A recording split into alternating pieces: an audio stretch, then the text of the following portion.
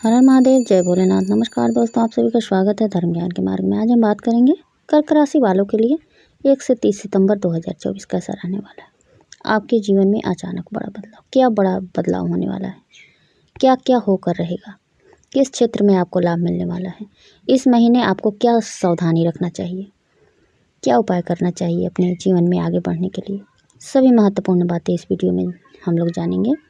आपका भाग्य, करियर, स्वास्थ्य, शिक्षा, प्रेम, परिवार, नौकरी, व्यापार, सब कुछ के बारे में जानेंगे। वीडियो को अंत तक, लास्ट तक जरूर देखिएगा। जानकारी पसंद आता है तो वैसे ही वीडियो देखने के लिए वीडियो को लाइक और चैनल को सब्सक्राइब करके साथ ही साथ घंटी को जरूर दबाइएगा, जिससे कि मेरे वीडियो के नए नोटिफिकेशन सबसे पहले आप लोगों तक पहुँचे। कमेंट बॉक्स में हर हर महादेव, जय भोलेनाथ जरूर लिखिएगा इनकी कृपा पाने के लिए। शुरू करते हूँ आपके प्रेम और वैवाहिक जीवन से।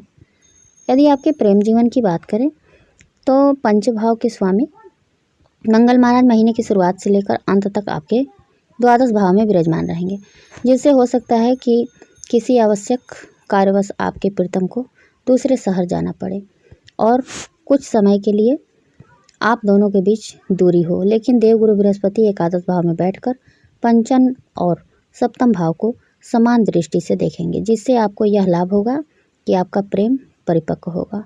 आप एक दूसरे पर निर्भरता बढ़ाएंगे, एक दूसरे पर विश्वास जमाएंगे।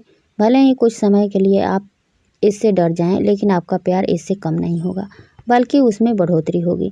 आप प्रेम विवाह के लिए अग्रसर होंगे और अपने प्रीतम से प्रेम विवाह की बात कर सकते हैं, जो दोनों की राजामंदी से प्रेम विवाह की ओर बढ़ सकती है।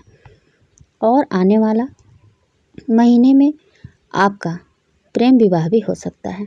विवाहित जातकों की बात करें तो आपके लिए यह महीना सावधानी पूर्वक व्यतीत करने वाला होगा। वैसे तो सब कुछ ठीक ठाक चलेगा, लेकिन सप्तम भाव के स्वामी शनि महाराज पूरे महीने अष्टम भाव में वक्री अवस्था में रहेंगे, जिससे ससुराल पक्ष के लोगों से अच्छी बातचीत बनाए रखना आवश्यक होगा, क्योंकि जीवन साथी का झुकाव अपने परिवार की ओर ज़्यादा रहने वाला है।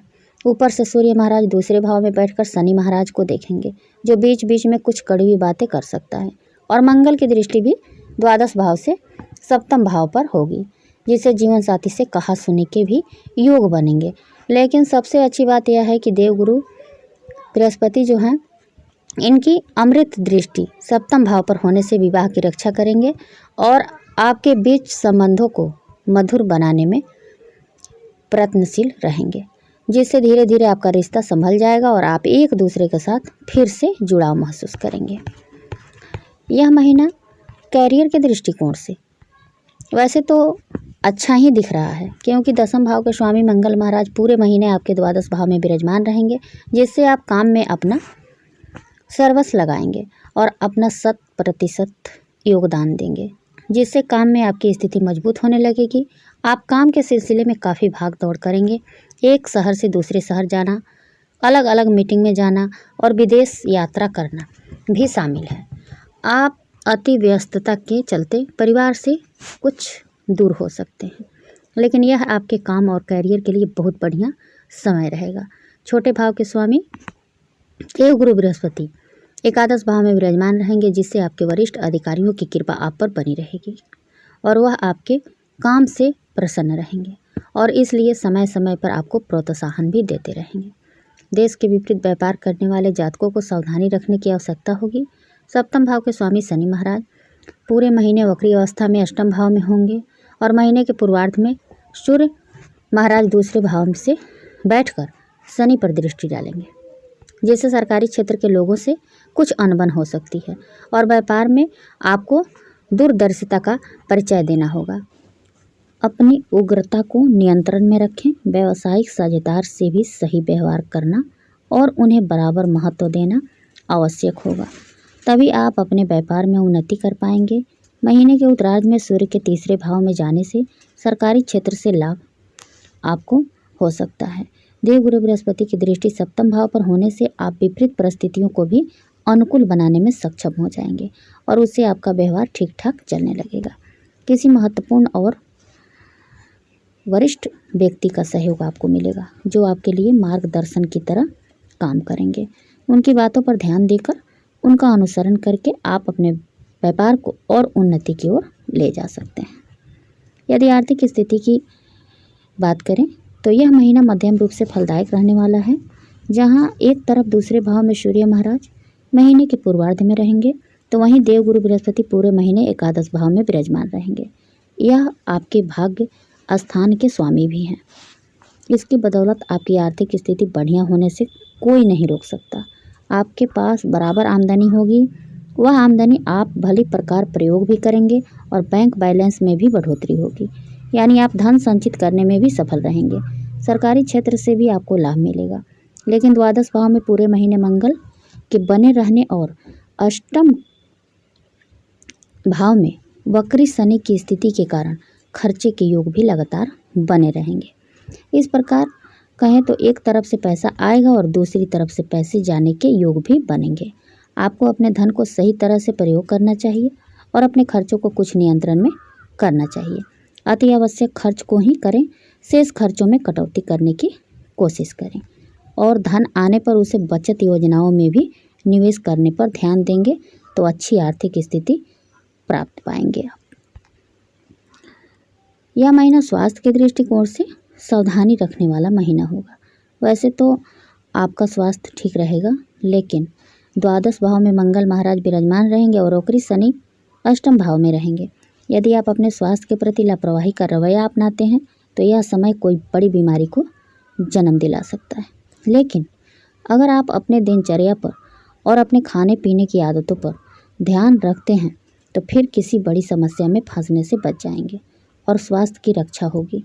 आपको दूसरे के झगड़ों में नहीं पड़ना चाहिए ताकि किसी तरह की चोट या दुर्घटना की संभावना ना रहे। महीने का उत्तरार्ध अपेक्षाकृत अधिक अच्छा रहने की संभावना है और तब आपका पहले के मुकाबले और बेहतर स्वास्थ्य हो सकता है। यह महीना पारिवारिक तौर पर मिश्रित परिणाम देने वाला महीना साबित होगा। दूसरे भाव के स्वामी सूर्य महाराज दूसरे भाव में विराजमान रहेंगे। यह एक अच्छी स्थिति है। इससे परिवार का यश बढ़ेगा, बुजुर्गों का सम्मान होगा और सभी को यथा योग्य सम्मान और आधार की प्राप्ति होगी। परिवार में अपनत्व बना रहेगा। लेकिन वक्री शनि महाराज अष्टम भाव में बैठकर सूर्य महाराज को देखेंगे, जिससे आपसी खींचतान होने के योग भी बनेंगे। इसलिए बहुत सावधानी रखनी चाहिए। विशेष रूप से ससुराल पक्ष के लोगों से कहासुनी करने से बचें। महीने के उत्तरार्ध में 16 सितंबर को सूर्य के तीसरे भाव में आ जाने से स्थितियों में और सुधार होने की उम्मीद बनेगी। शुक्र महाराज 18 सितंबर से आपके चौथे भाव में आ जाएंगे, जो कि आपका चौथे भाव के स्वामी भी हैं। इससे पारिवारिक जीवन में प्रेम, अपनापन बढ़ेगा। हालांकि महीने के पूर्वार्ध में आपकी माताजी को स्वास्थ्य समस्याएं घेर सकती है, इसलिए उनके स्वास्थ्य का ध्यान रखें। 23 सितंबर को बुध महाराज भी कन्या राशि में तीसरे भाव में आ जाएंगे, जहां पर सूर्य पहले से ही विराजमान होंगे। इससे भाई बहनों से आपके संबंध और प्रगाढ़ होंगे। आपसी प्रेम की भावना बढ़ेगी। एक दूसरे को अपने विचारों से लाभान्वित करेंगे और एक दूसरे के कार्य में आप मदद करेंगे, जो एक अच्छे रिश्ते की ओर संकेत करता है। तीसरे भाव पर पूरे महीने देवगुरु बृहस्पति की दृष्टि भी रहेगी, जो आपको सफलता प्रदान करेगी। मंगल महाराज की दृष्टि तीसरे भाव पर होने से बीच बीच में भाइयों से कहासुनी हो सकती है, लेकिन देवगुरु बृहस्पति सब संभाल लेंगे। क्लियर हो गया कि किस क्षेत्र में आपको लाभ मिलने वाला है और कहाँ कहाँ सावधान रहना चाहिए, क्या उपाय करना चाहिए। कर्क राशि वालों को आपको प्रतिदिन श्री शंकर भगवान जी और पार्वती जी का, श्री गणेश जी की पूजा नियमित रूप से करें। चंद्रदेव के बीज मंत्र का आप जाप करें, आपके लिए बहुत अच्छा रहेगा। यदि आप ऐसा करते हैं तो आप हर परेशानी से बचे रहेंगे और आप अपने जीवन में आगे बढ़ते रहेंगे। उम्मीद करती हूँ कि यह जानकारी आप लोगों को पसंद आएगी। यदि जानकारी पसंद आए तो वीडियो को लाइक और चैनल को सब्सक्राइब करके साथ ही साथ घंटी को जरूर दबाइएगा, जिससे कि मेरे वीडियो के नए नोटिफिकेशन सबसे पहले आप लोगों तक पहुँचे। कमेंट बॉक्स में हर हर महादेव, जय भोलेनाथ जरूर लिखिएगा इनकी कृपा पाने के लिए। फिर मिलती हूँ एक नए वीडियो के साथ। तब तक के लिए बाय, धन्यवाद।